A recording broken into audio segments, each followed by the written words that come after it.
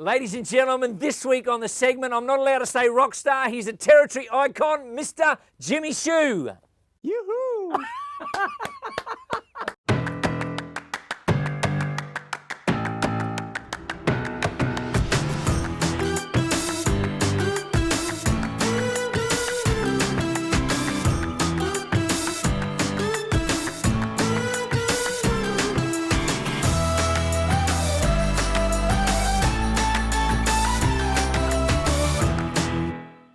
Hey guys, welcome to the segment this week. I'm actually very, very nervous. I have royalty in the studio. This man here, the Northern Territory loves him. We call him a friend. Please welcome the one and only Mr. Jimmy Shu. How are you, sir? Very well, thank you, and thank you for having me. Oh, mate, I'm really, really excited. I've known you for a long time. Most Territorians call you a friend. Most Territorians know your mean mooly and your butter chicken. But listen, it's a great honour to have you here, Jimmy. And I think one of the things that I'm super excited to hear that you're actually retiring. But I think you're busier now than you've ever been. Absolutely, but I'm working on it. Hey, listen, firstly, congratulations on the SBS show. That must have been obviously a huge body of work, but so many people tuned in and watched that show. Yes, and I was told by Naina, the producer, amazing lady, that SBS called and said we've had 1 million hits, and this was quite a while ago. Now, the moment you hit that mark, that means it becomes worthwhile, and I think they'll be more interested.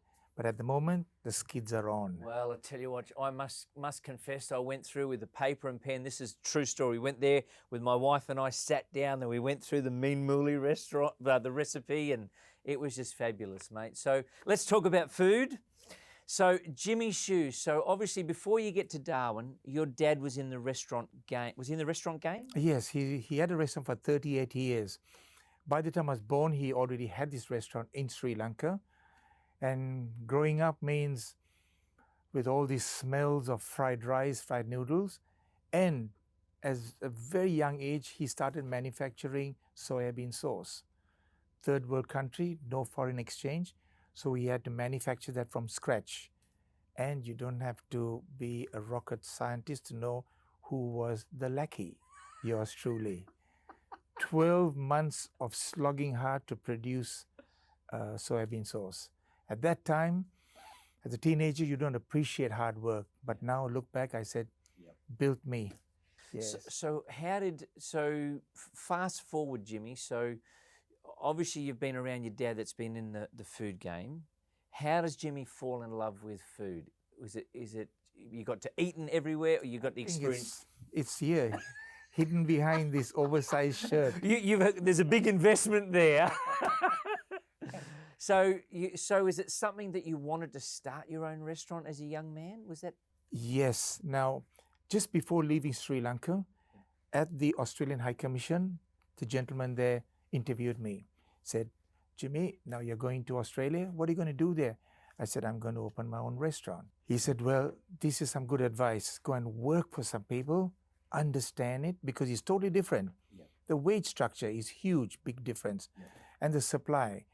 Over in Asia, you buy your produce every day. Here, it comes in a truck, it comes frozen. So it's all to do with the labor cost. And that's the advice that I took. So when I came out here to Melbourne, that was 50 years ago, I worked as a dishwasher for 7 years. So that's where I started, always looking over my shoulders. And that's the best. That's the best university on the planet. Absolutely. You can't say that to the younger generation these days. Yeah, you got a point there. So how does Jimmy's working in Melbourne? How does he get to Darwin and start his own restaurant? How does that journey happen? I must have mentioned this a few times, but I'm very proud to say it. While running restaurants, I was always interested in ingredients. Yep. And one of them, which I'm very familiar, is the silver barramundi. Now in Sri Lanka, it's a wild-caught barramundi. I rang around all the fisheries and I spoke to a gentleman at Fisheries, Northern Territory. I said that I believe someone there is breeding this silver barramundi. And he said, yes, there is. And his name is Bailey Bousted. I was hounding this guy to a point where he considered me as a pest. he rang up Billy and said, Billy, there is this guy. He's absolutely annoying me. Please entertain him. And I got on the phone, spoke to Billy. I was thrilled. And guess what? 3 days time, I flew up here. Lo and behold, I see Billy in the flesh, singlet, thongs, shorts. Now, when you live in, say, like Melbourne for a while, you're not used to seeing someone just in those casual clothes. But he had this amazing smile. Billy does, yeah. Amazing smile and the heart of gold. So then I got to stay at his place and I did a fish round, and that's where I met Christo. And he invited me to open Hanuman restaurant. Gosh, now you're talking some history. I remember There that. is, 30 years ago. Yeah, some history. So how long have you been cooking? I've been in kitchens for 55 Yeah, years. it's a long time. So you've had the great privilege of representing the Northern Territory on many stages, TV, paper, festivals, but one of them was the Commonwealth Games. Tell me about that experience. Wow, that was some exercise. My first experience was in Melbourne, Because you had to 2006. cook for all the athletes. Well, I was a part of a team of about 200 chefs. Yeah. And once again, fantastic camaraderie, that's the word? That's it, yep. So we got to know each other very well. And somehow in this hospitality game, chefs, we all get along very well, you know? So this experience was so valuable. It taught me things like hygiene. And they were so precise that every 30 minutes they would come and grab samples of it, labeled and frozen. Oh, In case there really? was a complaint, they Wow. would take it out, test it for bacteria, whatever, because they could accuse the host nation for sabotage. And we're talking about 5,000 people per sitting. 5,000 per sitting. It was phenomenal. And I remember in Melbourne, I had to park the car quite far away. I lost 15 kilos in those three weeks. So at least there's a positive part of it, you know. No regrets. It was a huge success. Yeah, I think the Northern Territory was very proud of you, Jimmy. Thank you. Very, very proud. Let me ask you this. As a business owner and then putting on the hat as sort of the head chef as well, how do you know when you've come up with, wow, this is the new dish for the menu. This is it. Right. How do you know? For me, I've been very lucky. I've got a network of friends overseas. So I would try a lot of those other dishes. Yep. And then when it comes to this question, I had to trust my gut, my own guts. Yep. It sort of sings in my palate.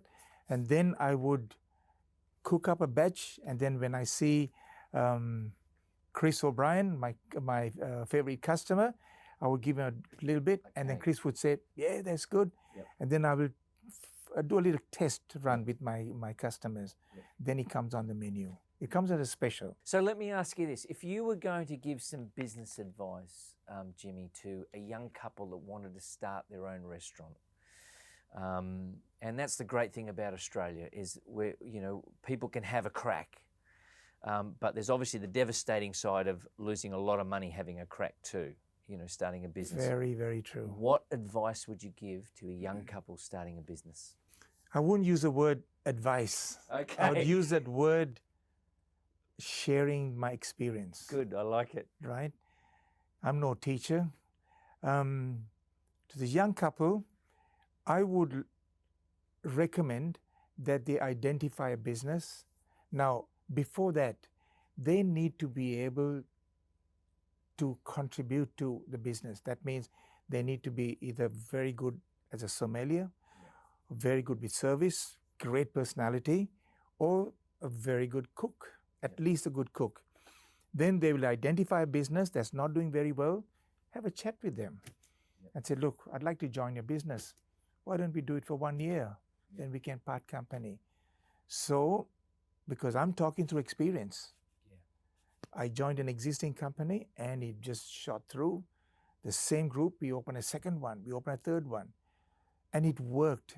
And because it worked, I'd love to tell people that give that a try. So the young couple, they've got to make sure they're not just doing it for the sake of, I'm a restaurateur, I'm going to make money. Got it. Forget all that. You're going to work for $3 an hour. Absolutely, sometimes for nothing. So they've got to be able to contribute. And they identify a business which is not doing very well, talk to the owners and say, look, let me be a partner. So And then give it a crack. you're saying be cautious and really and understand your agenda and why you're getting into this. Yes, Yeah, right. because Good it's advice. very risky at the moment. Yep. And the banks don't borrow money on goodwill. Yes, we know that. Yeah, good. Yes. Because my next question is, Jimmy, is the one thing that I always find I feel lifted when I'm around you, because you've got this incredible amount of energy and passion, particularly around food. Where does that passion come from? What makes Jimmy get out of bed? Setting yourself goals. Now, even up to now, I'm still looking at recipes because I think you mentioned that word, it's that passion. And you've got to get up every morning or even get into bed also with that one element. Without that passion, you can't go anywhere. Setting goals, achieving, of course, achievable goals. You've got to identify what interests you. To me, food is. And not only just food, it's sharing that. Yeah. Now that gives me a big buzz. So anything that gives you a big buzz, keep at it. So passion, sharing, just enjoying it. Tell me about the Hanuman food experience, okay? It's Indian, it's Sri Lankan. It started off as a Thai restaurant. But because we had only at that time 75 to 80,000 people, it was getting boring. Just a green curry is a green curry. Yeah. A massaman is a massaman. Yeah. I keep telling this as another story. We use, when you see a coriander, the fresh coriander, we use the roots for the Thai cuisine. We crush it up into the curries. We were throwing a lot of the leaves. So as a joke, I thought to myself, we got to create a cuisine where they use the top part of it. And the Indian cuisine was born, and all the top part was used. But I have been very privileged, having been born in Sri Lanka, very familiar with South Indian food. So I thought I'd bring that in. And out of the 220 ingredients, half of those are shared between the two cuisines. Perfect. Amazing. Well, speaking of this, you mentioned your dad. I mean, all these years later, Jimmy, is there one or two lessons that you learnt from your dad that has helped you be a successful foodie or a successful businessman all these years? Yeah. Is there something that you've held on to? Yes. Perseverance. Yep. It may not be related to food, but in Sri Lanka, it's very hard to get car parts. You don't just go in a catalog and order. You have to get onto your feet and you got to walk the length and breadth of all these places. He did that. Hot sun, 2, 3 o'clock in the afternoon, persevered. And guess what? He wouldn't go home without finding the little part. Yeah, it could be the burner for that. So that's something which stands out. Even up to now, I tell myself, if I can do it today, I'll do it today. Yeah, good. That perseverance. Perseverance. Good. And mother taught me to respect people and being very humble. And whatever, if you were giving me something, I would always give you something back. So those are the values which I hold and treasure very much. Good. Speaking of values and holding on to things, one of the things that you've said to me is that in a new restaurant, that you like to spend up to 3 months. Here you are, you're the owner of the business. You've got the opportunity to be out there shaking and hobnobbing with all the VIP guests, but you prefer to be in washing the dishes.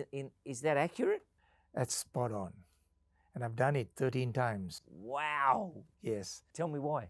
Well, that is a good indicator of how the customers are enjoying your food. Of course, sometimes you'll find some food left over, and then I would check their order. That means the waiter has over-ordered, which is also not good. You want them to enjoy and just don't feel ripped off. Yeah. And then the other one is, if it's not right, I mean, I'm not shy. I'll just pick up my finger and I'll try it. If it's not right to my palate, I'll stop the service straight away and say, look, that's off it. We call it item 86. So all the managers notified, because somehow they haven't cooked it long enough. It is tough, things like that. So what you're saying is it's your way of keeping your feet on the ground of what's really going on in the restaurant. Exactly. That is number one. Also, it sends a signal and a message out to my staff that if I can wash dishes, so can you. I'm going to get around to do that to my kids. Hey, tell me this. I know that you said you've opened 13 restaurants and you've done it in other states in Australia. Obviously, there's some massive learnings. Would you give any advice, or advice is probably not the right word, or what did you learn from those situations of trying to duplicate the brand or new ventures? Obviously very difficult. Very, very difficult. Not only difficult, it is for something that's a bit more specific for us. I mean, what do you call it? The demographics are so different. And if someone was to do something like what I'm doing, go and open smaller if you want to do it elsewhere. Try it out first instead of going and open a full-on restaurant, because these days, to open up a decent-sized 80, 90-seater restaurant, you need $750,000. Yeah, right. And that's a heck of a lot of money if you're not, if you're going to keep losing. Yeah. So go and open it small. Yeah, you got to do your research. You got to do your research. And you got to have a good bank balance. You got to have a good bank balance. One of the things I've just picked up is I've noticed that you've still got the same chef in there in your restaurant here in Mitchell Street. I think I've seen him in there for the last 15 plus years. You've got a lot of staff that have been with you a long time. Yes. And they're not staying with you just because of the paycheck. Why are they staying, Jimmy? Well, before that, the longest staying staff member now is 27 years. Incredible. 25 years. Incredible. Then 15 and a half, going on 16. So everyone's been there in the kitchen, especially more than 10 years. I think it's a lot to do with the give and take. Now, I remember the good old days, once again, when I first came to Australia. I worked in that situation as a dishwasher, a kitchen hand, and I know how I was treated. So I want to make sure that they don't get treated like that. So there's lots of give and take, lots of freedom for them to do. And every now and then you've got to call them to a side and say, look, you're just going out of track a little bit. I want you to do this and do that. So we try and now this is an old cliche, but we try to treat everybody like a family. I did see on the internet floating around, Jimmy, the curse of Facebook is that people have got phones and I did see you dressed up, I think either doing some Elvis impersonations or some singing a couple of weeks ago. Cliff Richard. Cliff Richard. I grew up watching his movies and singing his songs. I must confess, music is my first love. Music is your first love. Not allowed. Typical Chinese family. Music and sports don't earn you anything. So, studies. I don't think I was a duck student, so I was banished into the kitchen. So I was cleaning heaps and mountains of prawns in my life. So you give me a pile of prawns, I'll clean it blindfolded. You're blindfolded. But so maybe a retirement karaoke bar. There's something in this. Well, you never know. You never know. Hey, I've got 4 kids. I'll do anything to pay the bills. Well, there you go. Hey, listen, let's finish with 10 fast questions. I like to do this because it kind of promotes the Northern Territory, and I know... No curly ones. No curly ones. I know you're passionate about the Northern Territory. Everywhere I go, I've seen you, and you're always championing the Northern Territory. But here you go. So, favourite place for a laksa in the Northern Territory? This goes back 30 years ago, Rendezvous. Favourite fish from the Northern Territory? There's 2, not just one. The Red Emperor and the, coral trout and the rock cod. Wow. Okay, how do you cook your coral trout? Many ways. The coral trout steam is the best. Steam. You can fry it as well. Good. Okay, I'm going to bring you a coral trout and you're going to prove me wrong. I'll do that for you. Okay, favourite football team? Richmond, the Tigers. They're the winners for this year. Oh, gosh, help me out. Last 2 years. I know you work with thousands of charities up here. I mean, your business and organisation is so incredibly generous. If you had to pick one Northern Territory charity, which would it be? The Variety Club. Variety Club. It's all to do with handicapped children. And I'm blessed with 2 very healthy kids. So I thought, if I can do something for the less fortunate, you've got me. Beautiful. Favourite place to buy local produce? I think you answered that. Rapid Creek Market. I think you answered that for me. Favourite place to visit in the Northern Territory? Well, I only hang out in markets, so... Favourite dry season event? The Darwin Festival. You've been there for how many years? 17 years. 17 years and still going. Okay, so here's a curly one. Who's easier to employ? I ask this for everyone, men or women? I think in terms of the quality of the work, women. Oh, women get every time. I don't think men have got one Guernsey ever. Yeah, this is all to do with our cuisine. You've got to be very precise, and the ones who doesn't cut corners are the women. Okay, good. Okay, if you had a dinner party, Jimmy, okay, and you were able to invite 10 guests here in the Northern Territory, okay, not family, who would you invite? Well, I would invite half of them would have to be my top customers because you need to show them gratitude. Yep. The other half would be our top suppliers. Get them all together. Beautiful. And okay, let me ask you this: if there's, and I don't think you can actually answer it, give it a crack, because you've been in so many amazing situations in your career. Is there one or two moments that stand out, Jimmy, that you're just so proud of yourself as a chef or a business owner or the Hanuman brand? Or is there one thing you look back and you sort of go, wow? I think that's a very difficult question because I've had many, many moments like that. And that is putting this smile on my customers' stomachs, their tummies, and you get that amazing feel. It's almost like walking into a stadium and you've got this roar there because everything has worked so well. The wait staff, the food, the chefs, and everything's come together. So I'm blessed with many of those moments. Yeah, I know. It was a very tough one because you've been in so many situations. But listen, I wish you the very, very best, my friend. Just remember, you're meant to be retiring. No more ventures. Maybe the karaoke bar, I'll come and join you. But you're an absolutely territory icon, Jimmy. You're a great leader. You've built such an incredible business there. And we love your food. And we just appreciate everything you do for us up here. Thank you very much for having me. I'm coming to taste some more mean mooli. Thank you. I'll come and cook it for you. Oh, okay. There we go. Look out, Peter Politis. I'm going to beat him.